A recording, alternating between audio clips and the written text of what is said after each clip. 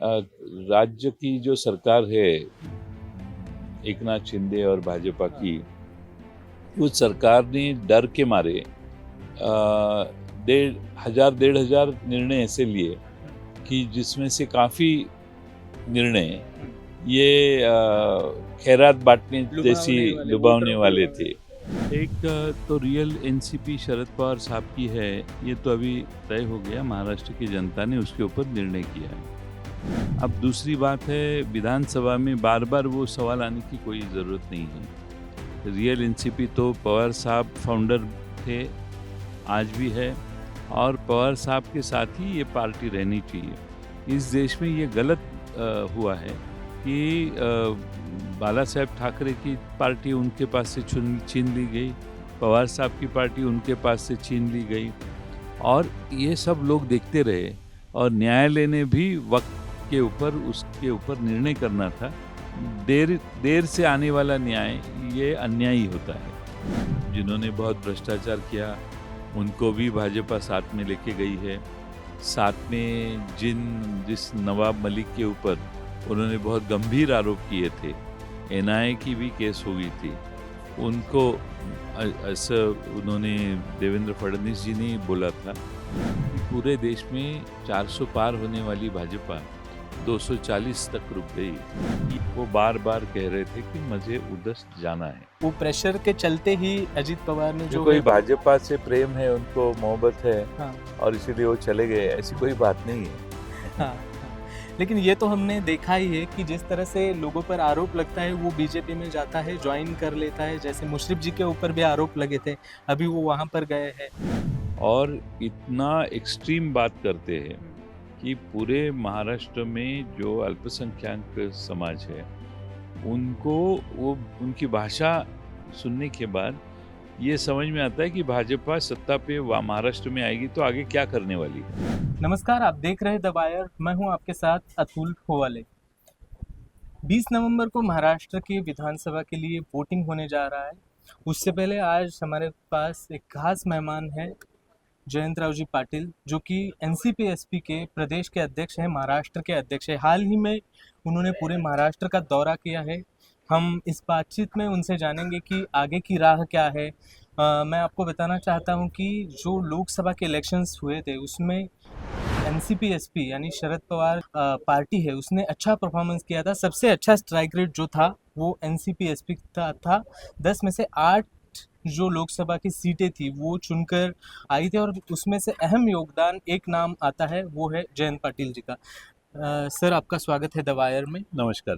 भैया, मेरा पहला सवाल आपसे यही है कि जिस तरह से आपने अभी पूरा महाराष्ट्र का दौरा किया है, तो क्या लगता है, क्या प्रचार के मुद्दे होंगे, ये चुनाव के जो पूरे मुद्दे होंगे, क्या स्ट्रैटेजी होगी एमवीए की, महाविकास अघाड़ी की? पूरे महाराष्ट्र में पार्लियामेंट के चुनाव के पहले ऐसा माहौल था कि भाजपा ही चुन के आएगी, लेकिन जैसे चुनाव चालू हो गया महाराष्ट्र में महाराष्ट्र के वोटर्स ने अलग रूप धारण किया, और 48 में से 31 कैंडिडेट्स भाजपा के खिलाफ चुन के आए। उसके बाद में पूरे महाराष्ट्र में मैं घूमा तो एक ही माहौल दिख रहा है कि लोगों को बहुत बड़ी आशा, अपेक्षा, एमवीए सत्ता पे आके विकास और किसानों के अनेक जो प्रश्न हैं वो प्रश्नों का हल एमवीए निकालेगी, खास तौर पे शरद पवार जी निकालेंगे, ऐसा यकीन है। इसलिए भारी पैमाने पे लोग हमें सपोर्ट कर रहे हैं। इसका नतीजा ये हुआ कि राज्य की जो सरकार है एकनाथ शिंदे और भाजपा की, उस सरकार ने डर के मारे 1,500 निर्णय ऐसे लिए कि जिसमें से काफ़ी निर्णय ये खैरात बांटने जैसी लुभावने वाले थे। यानी वो इतने डर गए हैं कि पूरी ताकत से वो कोई भी, आप अगर चांद मांगेंगे तो वो आपको कहेंगे कि थोड़ा देर लगेगा लेकिन हम वो ला के देंगे। आपने अभी ये जिन मुद्दों की बात की कि ये जो खैरात की तरह बांटे, तो सबसे अहम मुद्दा ये सामने आता है कि लाडली बहना यानी लाड़की बहन जो योजना है, आप खुद फिनांस मिनिस्टर रह चुके हैं लंबे समय तक महाराष्ट्र में। ये जिस तरह से इन्होंने योजनाएं दी है, वोटरों को लुभावने की कोशिश की है, जैसे टोल टैक्स भी मुंबई का माफ किया कुछ दिनों पहले ही। क्या लगता है आपको ये योजनाएं आगे जाके रुकने वाली है या ऐसे ही चलेगी?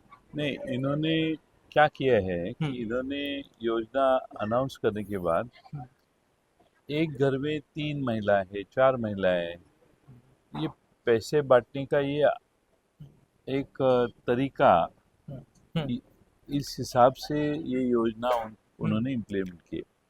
महाराष्ट्र में जो गरीब और पॉवर्टी लाइन के नीचे जो हम्म, फैमिलीज है, हम्म, उनको पहले मदद सक्षम करके मदद करने की आवश्यकता है। हम्म, और साथ में हमारी जो सारी बहना जो पॉवर्टी लाइन के आसपास है, हम्म, उनको अच्छी तरह से मदद होने की आवश्यकता है, लेकिन सरकार ने इसके ऊपर कोई विचार नहीं किया। हम्म, डर के मारे अचानक उन्होंने निर्णय बजट में घोषित किया, हम्म, और इसका परिणाम ये हुआ कि बजट हेड निकालने के पहले ही हम्म, इन्होंने योजना हाँ, घोषित की। बजट सोच समझ के की हम्म, होती हम्म, तो बजट हेड होता। हम्म, उस बजट जो डिक्लेयर हुआ हम्म, उसमें योजना के लिए बजट नहीं था। दूसरी अन्य योजनाओं की तरफ से मनी डाइवर्ट करके पैसा उन्होंने जो है वो डाइवर्ट करके ये हाँ, अब तक के पैसे दिए हैं। हम्म, और मुझे बताया गया कि अब नवंबर और दिसंबर की भी पैसे, हम्म, यानी कोड ऑफ कंडक्ट हाँ, की एक MCC, code code of MCC, conduct हाँ, ब्रेक करने की, उल्लंघन, उल्लंघन करने की कोशिश हो रही है। हम्म, मुझे कहा गया कि नवंबर और दिसंबर के भी पैसे एडवांस देने वाले हैं। हम्म, इसका मतलब क्या है? जितना हो सके उतना पैसा बांटो हम्म, और फिर चुन के आओ। हम्म, हम भी इस योजना के बारे में बहुत सोच समझ के सोच रहे हैं, हम्म, और हमारे मैनिफेस्टो में भी इसके बारे में हम कुछ कहने वाले हैं, लेकिन वो सोच समझ के विचार पूर्वक करेंगे, हम्म। उसमें कोई गलती हम नहीं करेंगे। मैनिफेस्टो की बात आती है तो पहली बार महाराष्ट्र में महाविकास अघाड़ी जो है वो चुनाव को सामने जा रही है। इससे पहले वो लोकसभा चुनाव के लिए उन्होंने एक साथ चुनाव लड़ा था। उसमें नतीजा जो है वो अच्छा आया था, एमवीए के फेवर में आया था। क्या ये मैनिफेस्टो तीनों पार्टी का अलग अलग होगा या एक मैनिफेस्टो होगा जो एक बैनर के तले ये तीनों पार्टियां, जैसे कि शिवसेना उद्धव ठाकरे का गुट है, आपकी पार्टी है और कांग्रेस?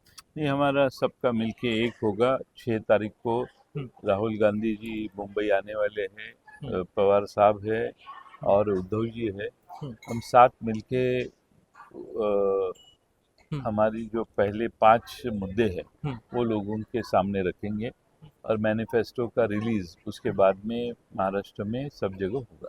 हम्म। अभी एक मुद्दा ये भी आता है कि पहली बार दो एनसीपी विधानसभा चुनाव के लिए सामने जा रही है। रियल एनसीपी क्या है ये अभी पता चलेगा 23 तारीख को, कुछ दिनों के बाद ही।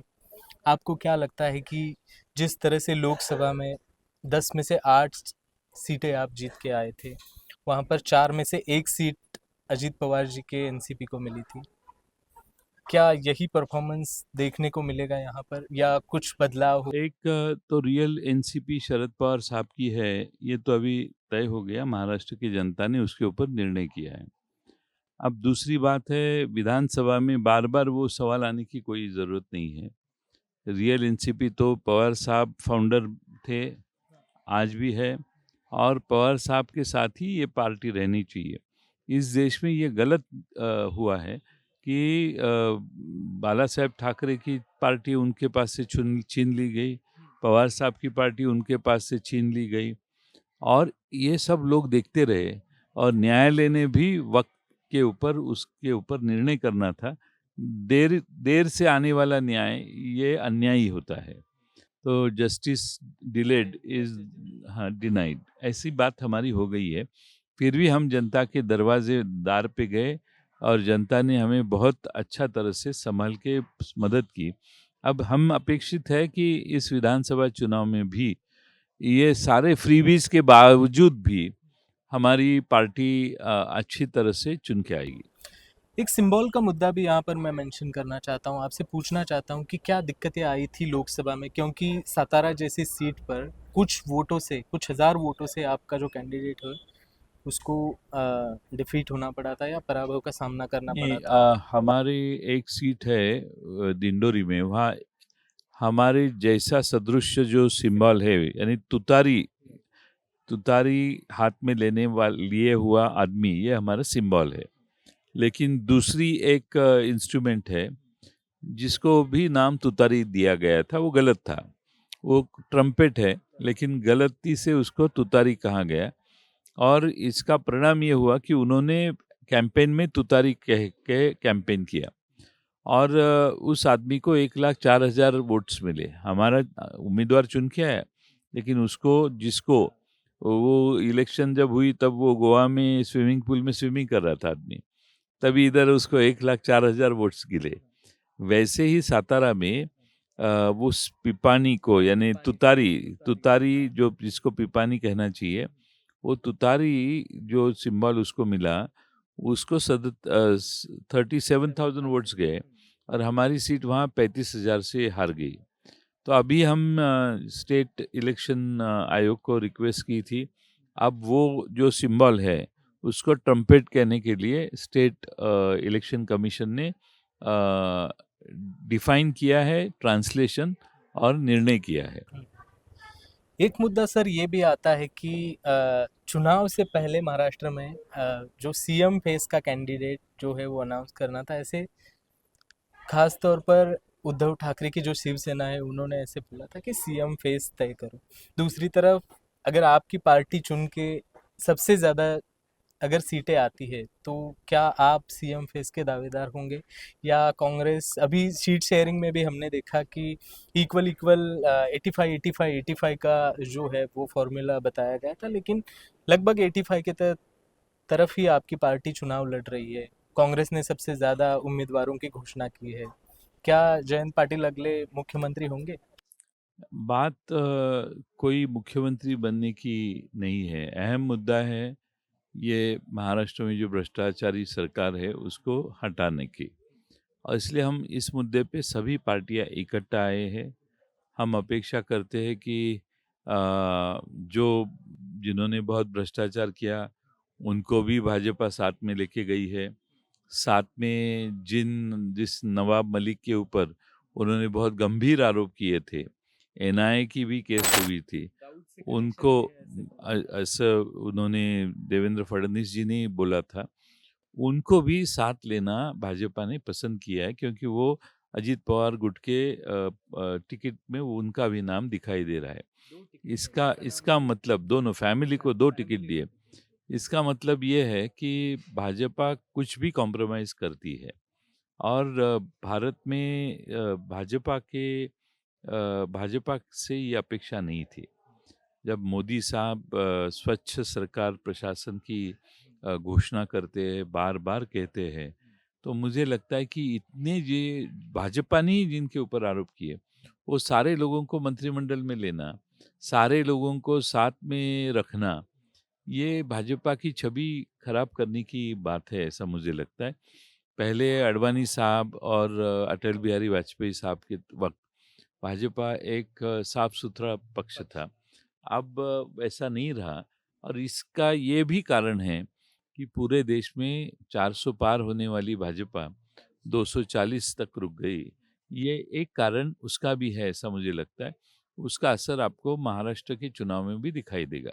एक भ्रष्टाचार का मुद्दा आपने यहाँ पर निकाला है तो ये बात भी सामने आती है कि विनोद तावड़े और देवेंद्र फडणवीस ने जो कथित तौर पर सिंचाई घोटाला हुआ था, और प्रधानमंत्री मोदी ने भी मध्य प्रदेश में ऐसे कहा था कि जिन पर 70,000 करोड़ के घोटाले के आरोप है, और कुछ दिनों बाद वही अजित पवार जो है वो बीजेपी के साथ जाके सरकार में शामिल होते हैं।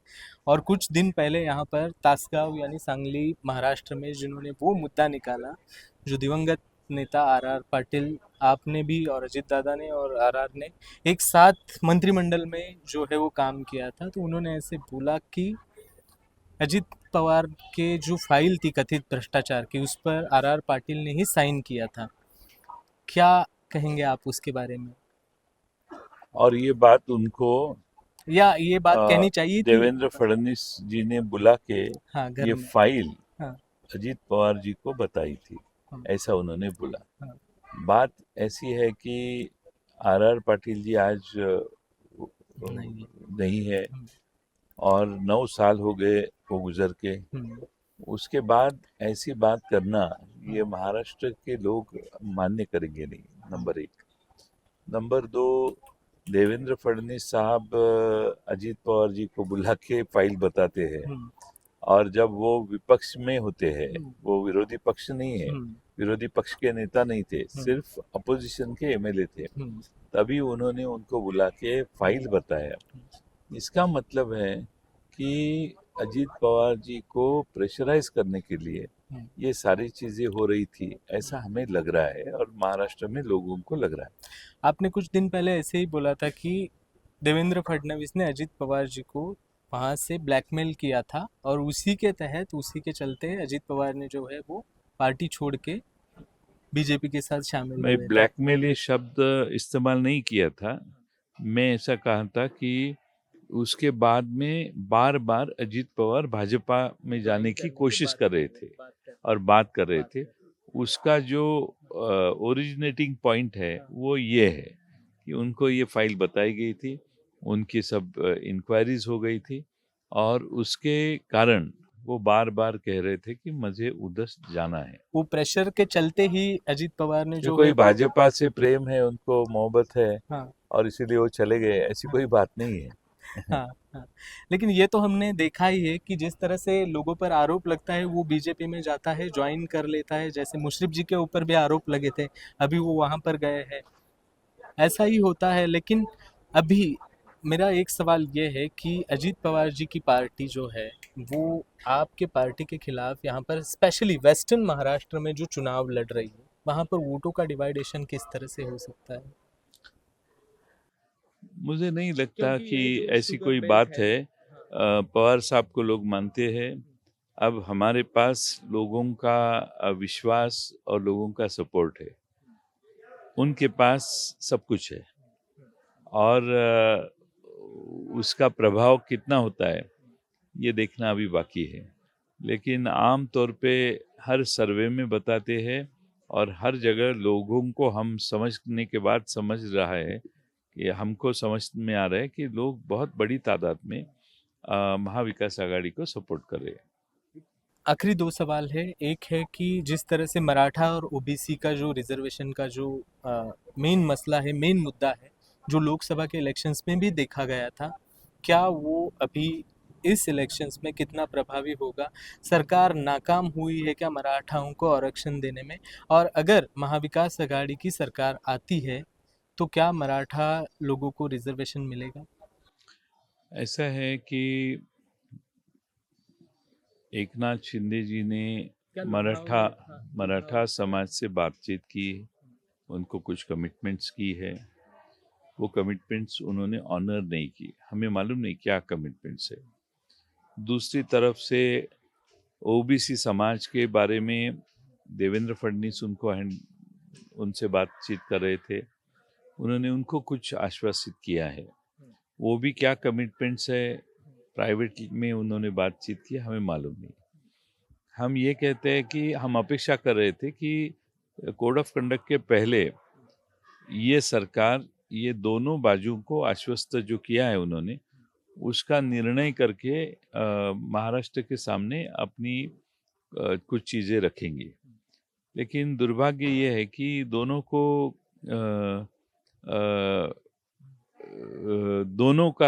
दोनों की निराशा ये सरकार ने की है। और हमने हमारे पार्लियामेंट के दौरान में भी इलेक्शन के वक्त कहा था कि हम परसेंटेज बढ़ाएंगे और सबको एकोमोडेट करने की हमारी उम्मीद है। और ख़ास स्तर पे जात न्याय जनगणना, इसका हम पुरस्कार पार्लियामेंट के इलेक्शन में भी किया था और अभी भी हम कर रहे हैं। अगर वो होता है तो सबको न्याय होना पॉसिबल है। एक आखिरी सवाल सर, आप बहुत जल्दी में हैं, मैं ज़्यादा वक्त नहीं लूँगा। जिस तरह से पहले महाराष्ट्र की एक पहचान थी, पहले बोल रहा हूँ मैं, सरकार ये जो महायुति के आने के बाद जिस तरह से कम्युनल वायलेंसेस जो बढ़ावा मिला है, कोल्हापुर जैसे शहर में कम्युनल वायलेंसेस हुए हैं, फुले शाहू अम्बेडकर का जो महाराष्ट्र कहा जाता था, वो अभी देखने को मिल रहा है या नहीं मिल रहा है? चुनाव से पहले जो अहिल्या नगर अहमदनगर का हो, औरंगाबाद का छत्रपति संभाजी नगर कर दिया हो, जिस तरह से कम्युनल वायलेंसेस हुआ है, एक पर्टिकुलर समाज को जो है वो हमेशा टारगेट किया जा रहा है। मैं स्पेशली नाम यहाँ पर लेना चाहता हूँ, नितेश राणे जैसे बीजेपी के नेता है जो हमेशा एक पर्टिकुलर समाज को टारगेट करते हैं। क्या इससे पोलराइजेशन होगा या दो समाज में तेढ़ निर्माण करने की? महाराष्ट्र में समाज सुधारों की कोई कमी नहीं है। शाहू फुले अंबेडकर ये तो थे ही, इनके साथ और भी कुछ लोग थे जिनके संस्कार महाराष्ट्र के मन पे हुए हैं, लेकिन चुनाव में वोट खींचने के लिए पोलराइजेशन की जरूरत जिनको है वो बार बार ये घटना निर्माण करने की कोशिश करते हैं। इसलिए आप जिन विधायक जी का नाम लिया वो तो पूरे खुलेआम महाराष्ट्र में घूम रहे थे। हमारे इधर भी इस्लामपुर आके उन्होंने मोर्चा निकाला था और इतना एक्सट्रीम बात करते हैं कि पूरे महाराष्ट्र में जो अल्पसंख्यक समाज है उनको वो उनकी भाषा सुनने के बाद ये समझ में आता है कि भाजपा सत्ता पे महाराष्ट्र में आएगी तो आगे क्या करने वाली है। और कोई कार्रवाई भी नहीं होती, लॉ एंड और कार्रवाई नहीं होती। कोई आक्षेप लिया तो उसके ऊपर, जैसे कि ये होम मिनिस्टर साहब का लाइसेंस लेके ही महाराष्ट्र में घूम रहे हैं, ये बहुत दुर्भाग्यपूर्ण है। द वायर के और वीडियोस देखने के लिए सब्सक्राइब करें और बेल आइकन पर क्लिक करें। स्वतंत्र पत्रकारिता की आर्थिक मदद करने के लिए डिस्क्रिप्शन में दिए गए लिंक पर जाएं और अपनी राशि चुनें।